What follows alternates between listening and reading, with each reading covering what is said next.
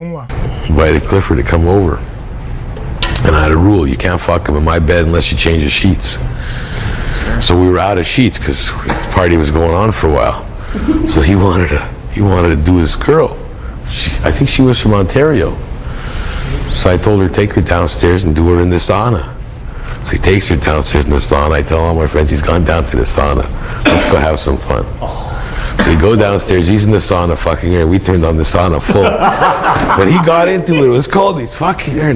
You can see him starting to sweat, and he's fucking her. And we're all standing at that little fucking window. 20 guys standing there. And he's going, and you can see him, he's going, and she's getting hot too, okay? You can see, it's like the worst place to fuck is in a sauna, you know? Yeah. Remember that, Cliff? Something like that. That's right.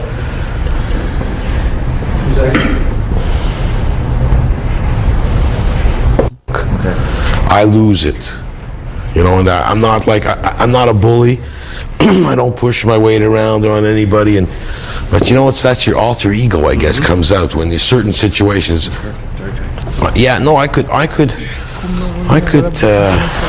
smoke something funny, you know, and I'd be giggling and laughing and feeling good all night and never get mad, you know, like my wife called me tonight, she just crashed into the garage door with the car. It's an accident, you know, I don't lose it for stuff like that. But get me drunk and something happens, you know, and I don't like myself that way, so and I'm the kind of guy I don't like to lose control of myself because I'm always very controlled. I'm always thinking, what am I going to do next? You know, so I'm not good to get drunk. I always drank and I'd get to my limit and I'd stop. You know? And it's the way my whole, like, I'm an all or nothing person, so when I start to drink I go overboard with it. So that story. It's a story, but how you got to be so tough? No, it's my persona on being tough. Tough is a mental kind of thing, and it's not tough to go out and be the strongest guy in the group. But tough is to be able to look anybody square on in the face, no matter who they are, and tell them the truth. If I think something about you, I'm going to tell you, and I'm not afraid. And the trouble is, if the next time I meet you, you say it, you'll say that you said about me. I'll say, yeah, because it was the truth. It's easy to remember. So when I was a kid, I used to remember this guy. He had one of those Route 66 Corvettes. I don't know if you remember those. It was one of the first ones out. I think it was a 65 Corvette. I was like 15 years old. He used to work on his car, and I thought this guy was the coolest guy, the toughest guy. And I went up to him and I says, you know, we used to hang around with all our friends there, and I really tried to emulate this guy. And I said, what makes you so tough? What about you? How do I become tough like you? And he looked at me and he says, so you have to be able to look anybody in the eyes and tell them the truth. It's the hardest thing in the world.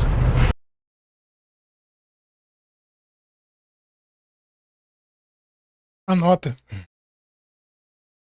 Você não precisa anotar tudo, mas se você encontrou uma coisa foda, o que te faz ser tão poderoso?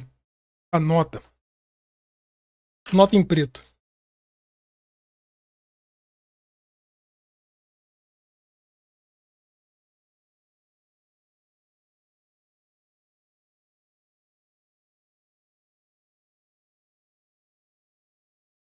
I said, what makes you so tough? What about you? How do I become tough like you? And he looked at me and he says, so you have to be able. Em vermelho, tem que ser capaz de olhar a qualquer um nos olhos e dizer a verdade.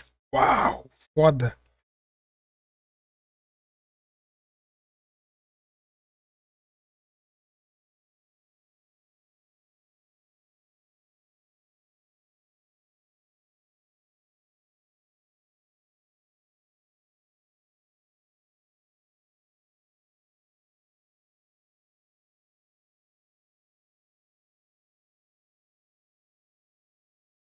Nunca mais pragueje contra você mesmo. Se você está seguindo a estratégia de push e fold, é estratégia de push e fold, meu amigo. Se você quiser qualquer outra coisa melhor ou pior, nós não servimos isso. Nós servimos hambúrguer, meu amigo. A gente não serve feijoada, a gente não serve picanha, a gente não serve quem é vegano, porque a gente usa hambúrguer. Então, quem não come hambúrguer que vá tomar no olho do cu, entendeu?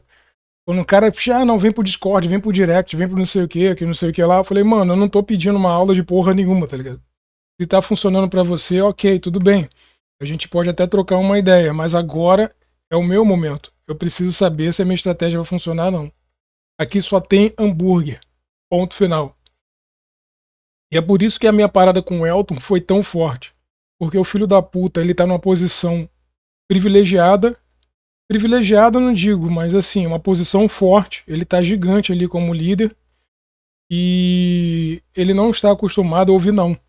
Então quando chega um cara, vou te dar uma oportunidade, eu vou te dar isso, eu vou te dar aquilo. E eu falo não porque eu tenho um negócio lá fora. Eu arregaço, tipo assim, qualquer ideia de babaquice desse filho da puta pra fora. E aí, sendo eu mesmo e tenho a minha personalidade, é mais ou menos isso aqui, ó. Tem que ser capaz de olhar a qualquer um nos olhos e dizer a verdade. Essa aqui é a parada. Eu falei, mano, eu não vou pra lugar nenhum. Preciso fazer 3 horas de live, eu só tô com 2 horas e 20. Let's go. E quem falar qualquer coisa, eu acho que, tipo assim, quando você tá se explicando, é como se você dissesse assim, gente, eu sou muito legal, tá? Cara, manda tomar no olho do cu, meu irmão. Oi, boa noite, boa noite. Pô, não sei o que lá, é mesmo, né? Só dá errado essa porra. Não, você não conversa com um cara, um babaca, tá ligado? Olha, não pode me interromper, porque ao me interromper, foi exatamente isso que o David Axe falou. Você tá jogando o seu jogo, ou você tá jogando o jogo do cara. Tá deixando um homem te manipular, você dentro do seu próprio canal, tá entendendo? Você é bom empilhador? Sou. Como é que tá a habilidade? 100%. Faço qualquer coisa que qualquer um faz. Não me considero melhor nem pior do que ninguém. Eu apenas consigo fazer bem o meu trabalho. Tem carteira há quanto tempo? Falei, mais de 10 anos. Vai, tenta me fuder, porra. Não conseguiu, não? Então o problema é seu. Tem disponibilidade total? Vem de manhã, de noite, de madrugada, pra se fuder no lugar de Richard? Como é que é isso? Não, mano. Eu só venho à tarde, porque é um horário que me permite estar no meu negócio de manhã. Ponto final. Não existe mais nenhum motivo para eu estar aqui. Eu quero crescer na empresa, mas eu também não vou me fuder por ela. Foi por isso que o Lomi falou o que ele falou 2 ou 3 dias depois. Falou, caralho, esse maluco aí que tem esse moicano aqui, ó. Ele não tá de bobeira na porra do mundo. Ele olhou na cara e ele falou o que ele quer pra ele. Isso é muito foda. Foi a mesma coisa que o cara disse, cara. Foi o que eu falei pro Lobo, né? Eu tô no céu do inferno, cara. Se eu for pra gerente, eu acho que a minha vida vai ser uma desgraça aqui dentro. Eu vou ganhar pouco, vou ralar muito. E se eu continuar como repositor, a mesma coisa. Então, pelo menos eu tô andando de carrinho. Quando tiver que dar uma lesada, eu entro num corredor muito cheio de gente, fico lá 10, 15 minutos. E aí eu consigo lesar a porra dos sistemas. É pra eu ficar pra sempre? Não. Eu quero ser trader e jogador de poker profissional. Mas justamente pra você ser um jogador de poker profissional, não interessa se tá certo ou errado. Você não perguntou isso. Entendeu? Ah, eu ganho 100, 200. Foda-se, velho. Bom pra você. A programação normal é essa. Entendeu? Simples assim. Olha como é que de uma frase vem vários insights. Em meia hora não veio nada de bom. Mas quando veio, olha a porrada. E olha o quanto que você tá aprendendo com esse cara, tá ligado? Pô, cara, então, tipo assim, pô, você não pode me interromper. Ah, então a conversa acaba aqui. Porque numa conversa eu não posso falar espontaneamente, mas eu só posso falar quando você quer que eu fale. Você vai tomar no seu cu, né, meu amigo? Eu tenho mais o que fazer. E ponto final. É assim, entendeu? Você tem que fazer elas e eles jogarem o seu jogo. Você não pode jogar o jogo deles. Porque imagina que você fala pro Elton. Sim, cara, eu tenho disponibilidade total. Beleza, então amanhã 7 horas aqui, depois de amanhã no sábado, você vai subir pro lugar do Richard e ele vem pro seu lugar. E pau no seu cu. Ponto final. Por isso que eu falei, ó, a gente tá falando sobre compromisso. Eu já tenho um compromisso lá fora. Um compromisso muito forte. Eu dei minha palavra lá. Aqui, enquanto eu estiver vindo à tarde, é bom pra mim. Senão, não. Por que tem que ser sempre 100% pra empresa? Por que não pode me dar uma brecha? Nada. Isso é muito foda. Isso é muito, muito foda. Porra, botou pra fora uma parada maneira. Mas é verdade. É muito, muito verdade. Isso aqui vai pro Jefferson Cleiton, o maior fudedor que o Brasil já. O maior fudedor do mundo. Projeto maior fudedor do mundo. Ponto. Só vem e me abraça. É assim que você vira um fudedor, meu amigo. Olhando no olho, falando a verdade. Sem medo. Não é só pra homem, não. Pra mulher, pra porra toda. Pra chefe, pra puta que pariu. A mesma coisa que você fez com o velho, aquilo é o segredo da vida. Aplique-o. Inclusive quando chegar na sua live. Na sua live, velho. Cara, eu vou fechar a live. Se encher no meu saco, eu vou fechar a porra da live. Ponto.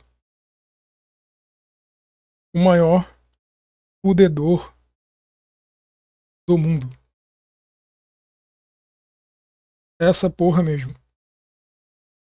Play. To look anybody in the eyes and tell them the truth. It's the hardest thing in the world. That's how you get tough. Because everybody wants to spare your feelings, but one lie is another lie is another lie. You either tell them, I'm not telling you, or you tell them the truth. That's a tough gig, eh? Absolutely.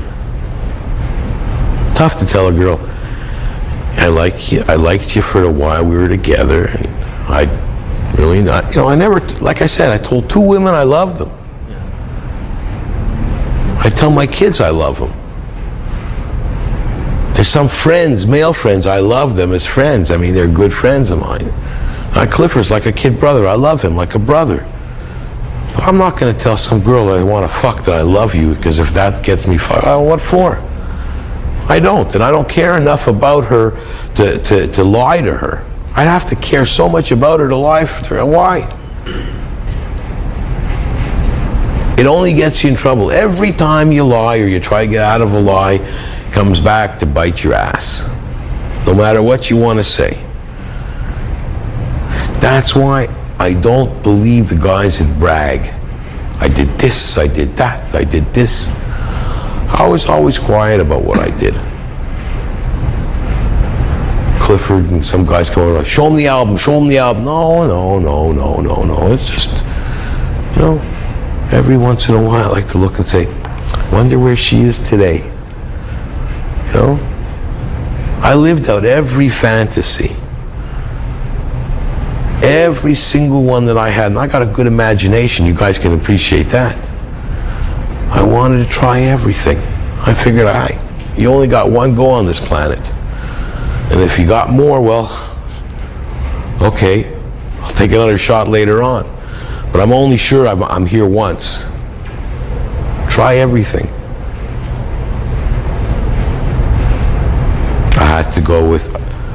I went with an Inuit, because I wanted to try an Eskimo broad. They give great head. It's true. It's true. Okay. And the girl told me, when her father would have a guy come into their lodge, her and her mother would be almost obliged to fuck him. And I go, it's an insult if you don't want to take her daughter. I said, I don't know about your mother, because they gum on all that. They chew down well, not the fat. They tan the meat, the skins with their teeth. They sort of like do stuff to them, with their saliva and their teeth.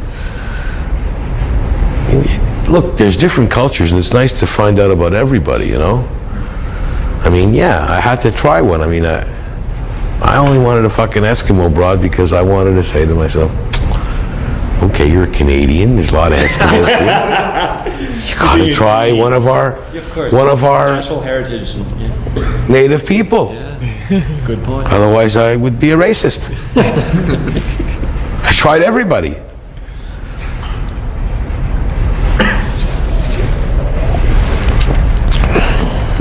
I mean, let's put it this way. I didn't try a Cambodian and the Vietnamese, and I tried a Vietnamese and I quit. The same as Cambodians. Okay. Okay, it's enough. I mean, you go bananas. You want to try from here? I could never stop.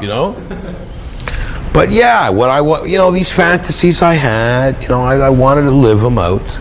It's good. I think it's healthy. Can I ask you a quick question?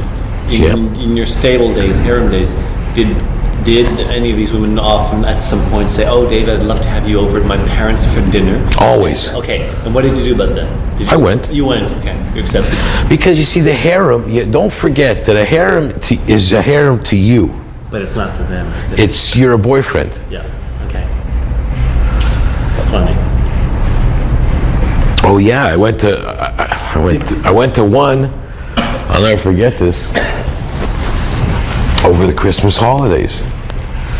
So I figured I'll stay at a lodge not far from their country place. But there was no lodges in that. They said you have to stay in our house. And all the boyfriends of all the girlfriends were sleeping around the house. Okay? So she came down to where I was. It was like an alcove area. Okay? And her father's office was around the other corner.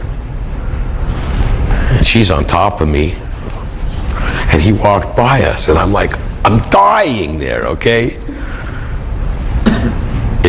We had the blankets on it. She says, oh, he just probably thinks I'm sitting on you. I go, yeah, right, you know? It was too open. I was so uncomfortable.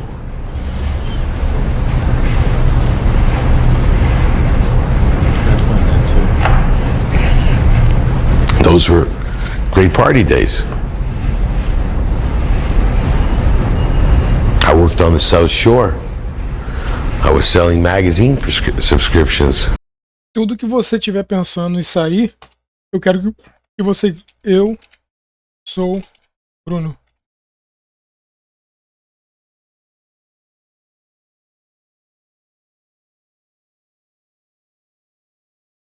Filme, né? Ou então apenas Bruno, né?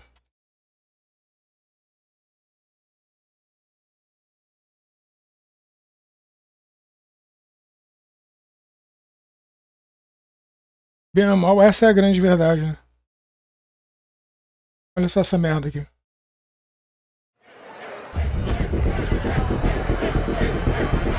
Vamos se fuder.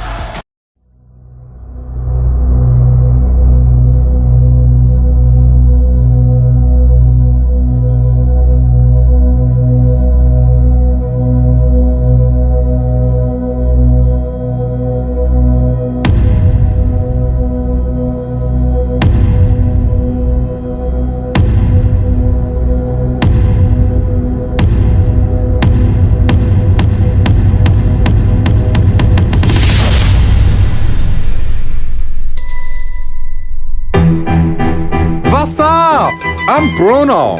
I'm At Milan Fashion Week. I'm going to wear the jumpsuit made entirely out of Velcro. Go out now. Wait a second. Tell me out of it. Take it just a second.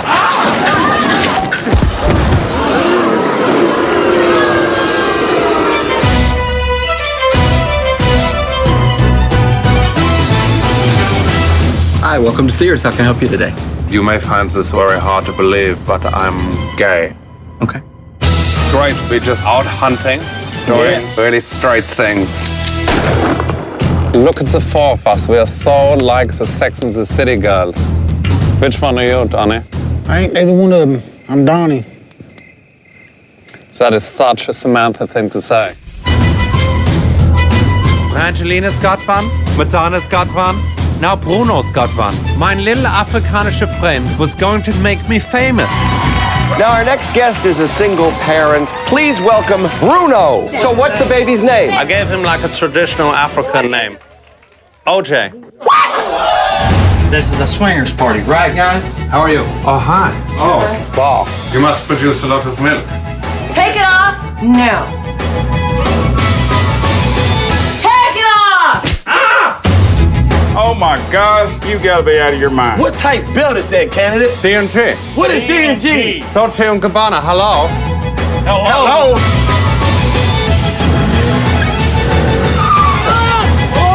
How do you protect yourself from a dildo? Is there a locksmith this way? Excuse me, can you unlock us?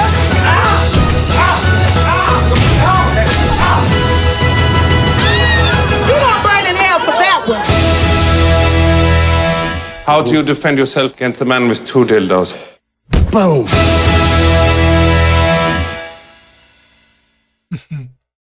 Você já perdeu dinheiro com day trade? Todo mundo.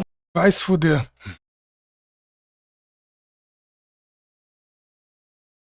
When I was a kid, yeah, those women. Por que você acha que você pensou no Bruno? Porque nas situações mais esdrúxulas e escabrosas, ele sempre foi ele mesmo, tá ligado? E se você se tornar um Diniz, onde num ano tudo vai bem e outro ano tudo vai pro inferno? Ok, tudo bem, então em determinados momentos a gente segue determinados parâmetros. E se esses parâmetros de limite, tanto de máxima quanto de mínima, forem atingidos, você para, tá ligado?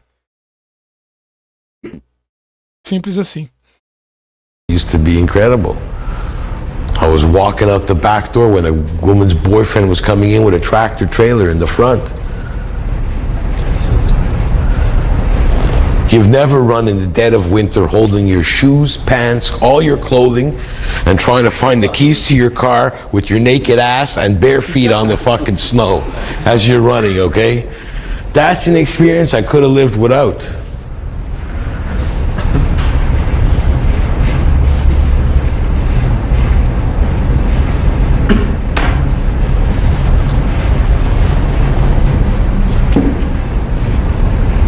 But you have to realize, you have to go after what you want. You have to watch what you want. Remember, just don't settle for just because she's there. And you gotta realize it's also the situation that you're at and what's available, what's capable too. If you can't take her off the street and bring her home, like tonight, like now, it's easier. You figure, where's a girl going at this hour? You understand? Where's she going now? Maybe she doesn't have that much to do tonight. But at 4:30 in the afternoon, 5 o'clock, if she's going someplace, she's not going to take you home with her. You got to get real too, you know. Maybe she's going to meet somebody. Maybe she's going to for dinner. Maybe she's going to break up with her boyfriend. Maybe she's got to do some shopping. Maybe she's got to do some banking. And a club? That's why I mentioned clubs. They're there to get picked up. I see. Yeah. It's like you don't have to walk into a license bureau and ask, anybody here can give me a lift? You know everybody's driving. You know, in a bar, they're going there, what are they going there to drink? I don't think so. Drinking's to loosen them up. So you can blame that if they go home with some guy because he turned them on. I drank too much or he took advantage of me. Well, I can live with that too. Yeah, too many drinks. Yeah, I wouldn't have done this if I wouldn't have had so many drinks. Fine. I don't know what force it is. As long as they don't accuse you of doing something illegal, who cares? They're lying to themselves, who cares? I picked up a girl in North Carolina once because she wanted to teach her boyfriend a lesson. I went to there, the only bars are like in the hotels. And I went into this hotel bar and she was like, had a fight with him. So she came over to me, I was just about to leave because there wasn't many women there, wasn't big action. Says, want to take me to your hotel room? Sure, hop in the car. So I want to teach that bastard a lesson. I go, no problem, I'll help you.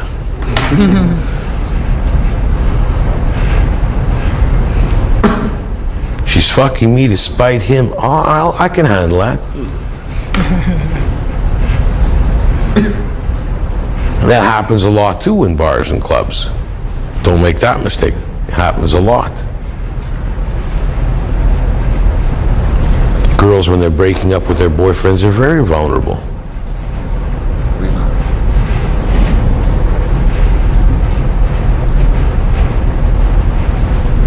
Got another question? No, I was thinking maybe it's time to wrap it up. Go ahead. Let him ask a few more questions and.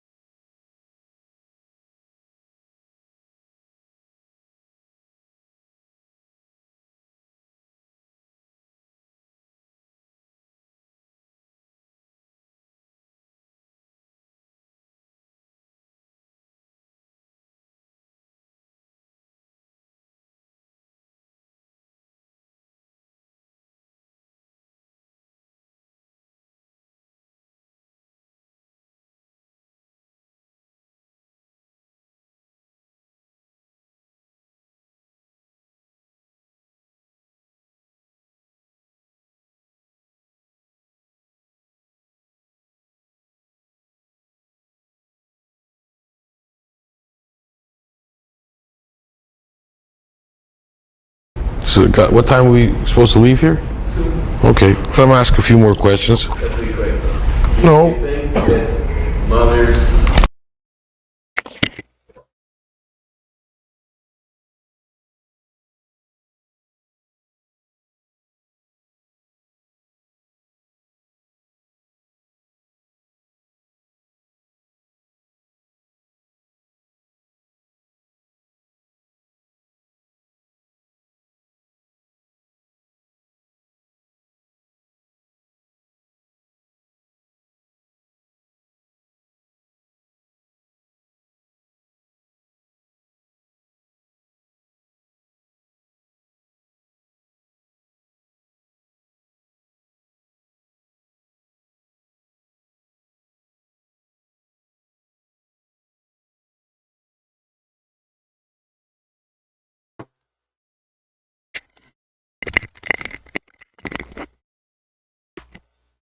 sabotage their sons' success with women by some of the things they do and some of the things they teach their sons? Of course. Absolutely. Of course. Of course. That's what I said at the beginning. We're brought up by our mothers. I mean, intentionally. I don't know if it's intentional. It's not malicious. I don't know if it's malicious or intentional. It's the way it is. I don't think your mother tried to teach you to be nice to women to fuck you up. I think that they don't realize you're their baby. You're their little boy. Nobody will ever love you as much as your mother.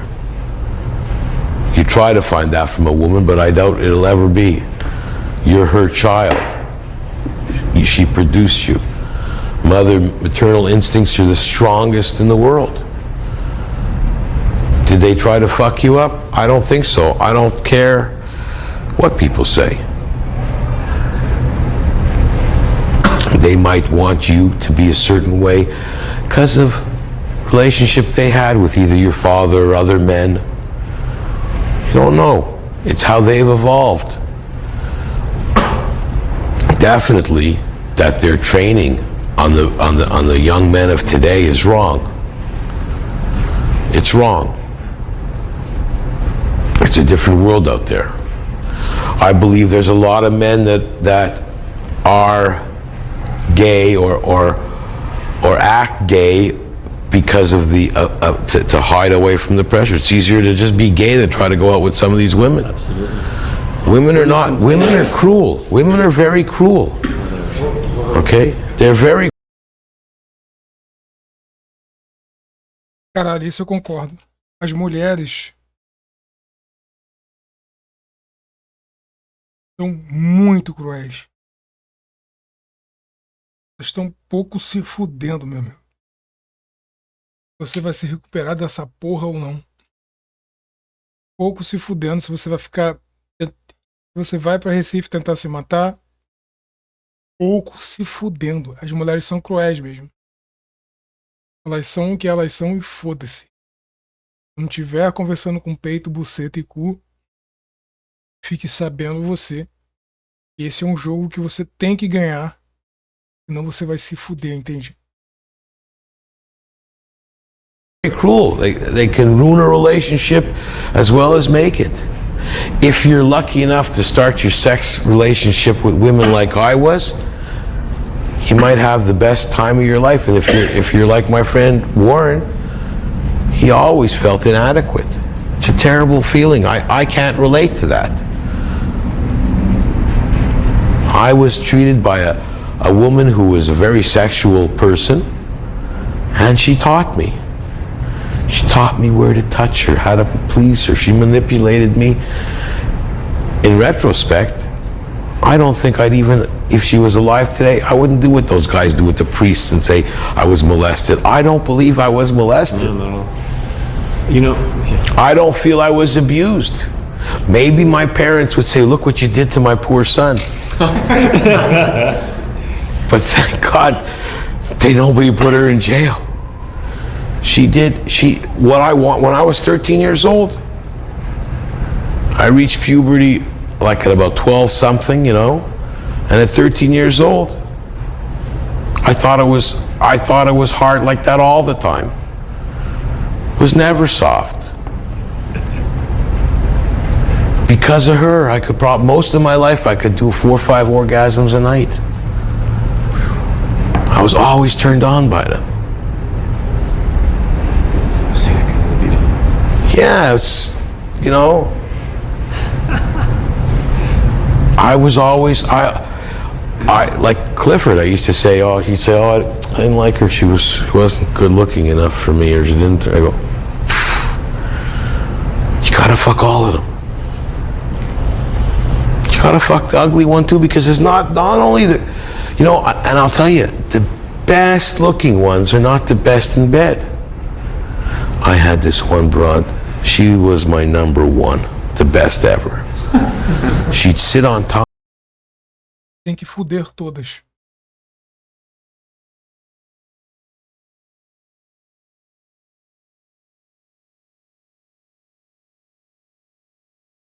Top of me, and with her cunt, she'd squeeze my dick like, fuck, like, incredible. Every time she did that, I'd blow it. And I was good. I mean, hell, I could control myself really well, and that's all it is. To who can orgasm first, or they want to see how good you are. Just have to learn how to control it. And the more you do it, the more you can control it. That's all experience. But yeah, but this one, she had some. You remember? I think I told you. Holy shit! Her, I would have chased after all my life. It was like, she would just like. Anytime, what she could do with that twat of hers was incredible.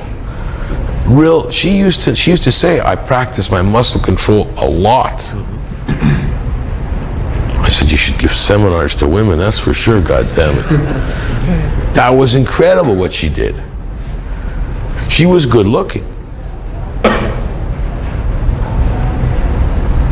But some of the girls, I had this one girl, her name was Elise. She was a little chunky, a little lumpy, but she could suck the chrome off a bumper.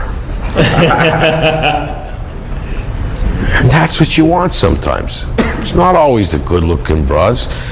You know, you want the good look. What do you want her for? Trophy-wise, when you walk. You know, you have to realize what. They're good trophy-wise when you walk into place. Yeah, it was great. I used to go out. You know, if I'd walk in with her, all you guys would be having fantasies of what I'm doing with her. Oh, fine and dandy. Natural fact. Sometimes the good-looking ones that think they're good-looking and they're lazy. They're lazy. They don't want to mess up their hair. No, exactly. Mess up their mascara. Oh, I don't swallow.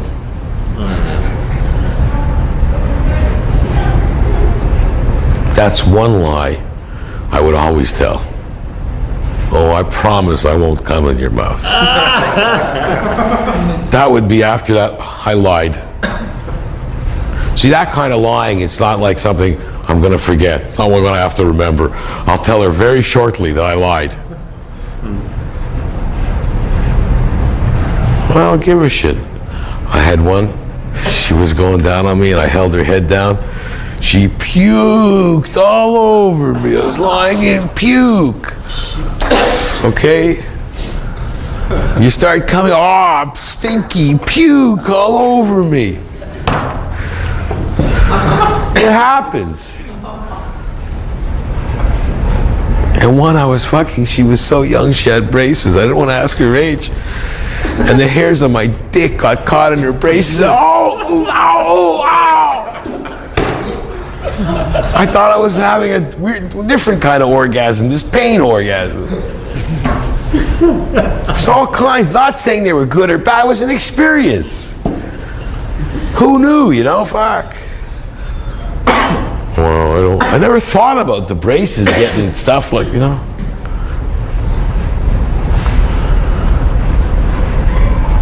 I have a question about different age groups. Are there different approaches or techniques that you do? Yes. Remember one thing. This is very important. You should always notice. A man is at his sexual prime probably between 17 and 25. That's it. A woman's sexual prime is probably between 28 and 35. So, women 30, 31, 32 are at their dead center of their sexual prime. It's easier to approach a 31 or 32-year-old woman and turn her on than a 20-year-old. 20 years old, it's more adventure and wanting to get the guy to like her. So she's relying on her looks a lot. 32-year-old, yeah, looks and stuff. 32-year-old woman, she'll start getting wet thinking about what you're going to do with her. Yeah. She doesn't work with her. And then, when they get another thing too, and a woman, there's a big change in women when they go through change of life. They could start that change of life anywhere from 38 to 60, anywhere in between. Closer, usually it's in the mid-40s. But what happens is, some women who, like I said, never had orgasms or very non-sexual women, when they go through the change of life, that's what happens. They change completely. They could get very sexual, very horny. And the ones who were very sexual, very horny, can lose it all. A lot of women in their late 40s, early 50s, they cruise the bars for young guys like you. Cougars. Yeah, cougars, but it's a hormonal thing. And believe it or not, they might be a little older and their tits will be a little saggy, but you might get the ride you never believed. Just because they're a little older don't mean they don't know where to go. And they may pay you. Yeah. Like we were talking, I don't know if all you guys didn't hear, but there's a friend of ours. He would only go out with what I would refer to as roadkill. The fat one that I fucked, his would be like in the 400-pound class.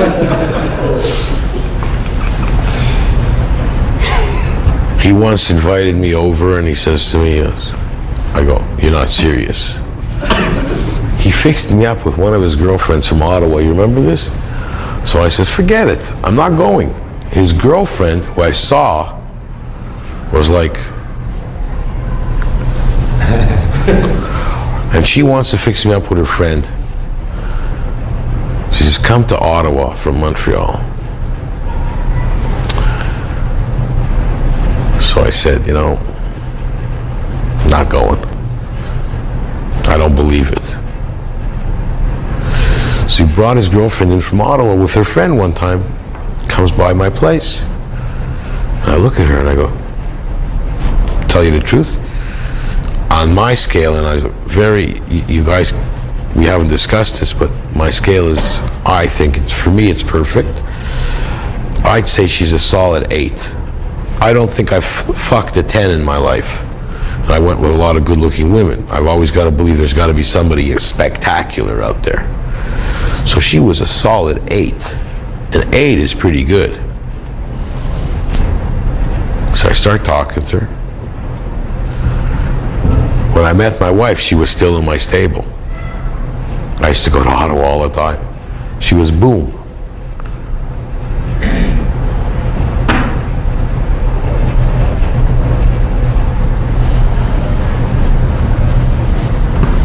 And she used to love to fuck and suck in her hot tub.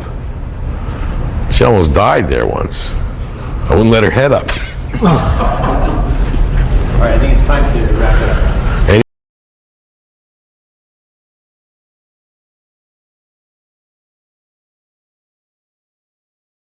Let her head up. All